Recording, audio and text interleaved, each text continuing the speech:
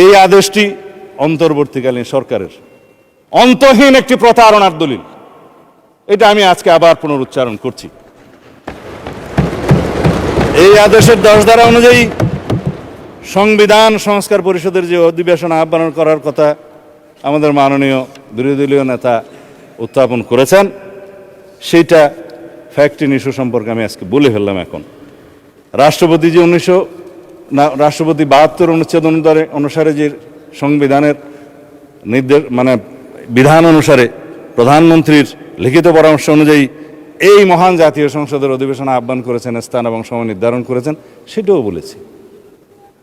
কিন্তু সংবিধান সংস্কার পরিষদের কি কোনো অস্তিত্ব এখন আছে যে রাষ্ট্রপতি কোন বিধান বলে এই অধিবেশন আহ্বান করবেন? এই আদেশ, যে আদেশটা ভয়েড অ্যাব ইনিশিও, সেই অনুবলে কি রাষ্ট্রপতি কোনো ক্ষমতাপ্রাপ্ত হলেন? হ্যাঁ, যদি আমরা এখানে সবাই সম্মত হতাম, সংবিধান সংশোধন হয়ে যেত, সেখানে রাষ্ট্রপতিকে ক্ষমতা দেয়া হতো এবং রাষ্ট্রপতি সেই অনুসারে সংবিধান সংস্কার পরিষদের গঠন করতেন।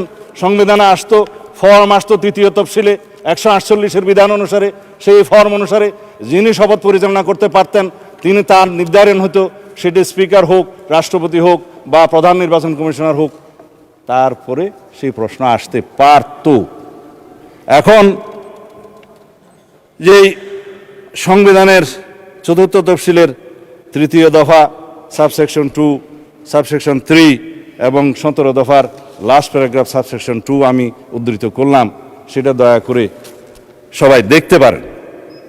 এখন কথা হলো, মাননীয় স্পিকার, এই আদেশটার অনুবলে আমরা যেটা এখানে দাবি করছি সেটা তো একটা অবৈধ আদেশ, ভয়েড অ্যাব ইনিশিও।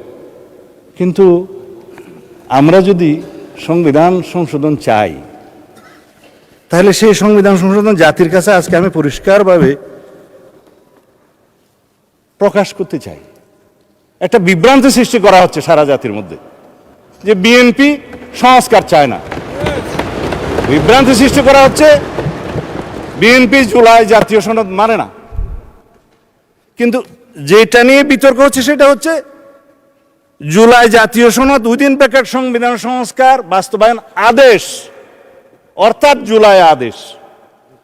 আমরা তো আছি জুলাই জাতীয় সনদে, যেটা জাতির সামনে সবাই স্বাক্ষর করেছি সেটাই। এবং এই জুলাই জাতীয় সনদের 2025-এর ঐতিহাসিকভাবে যেটা স্বাক্ষরিত হয়েছে, বাংলাদেশের সকল রাজনৈতিক দলের, গণতান্ত্রিক রাজনৈতিক দলের ফেসিবাদী বাদে, যেটা রাজনৈতিক সমঝোতার দলিল হিসাবে স্বাক্ষরিত হয়েছে, এই দলিলের প্রত্যেকটি অক্ষর, শব্দ, বাক্য আমরা ধারণ করি এবং প্রতিবাদ করি।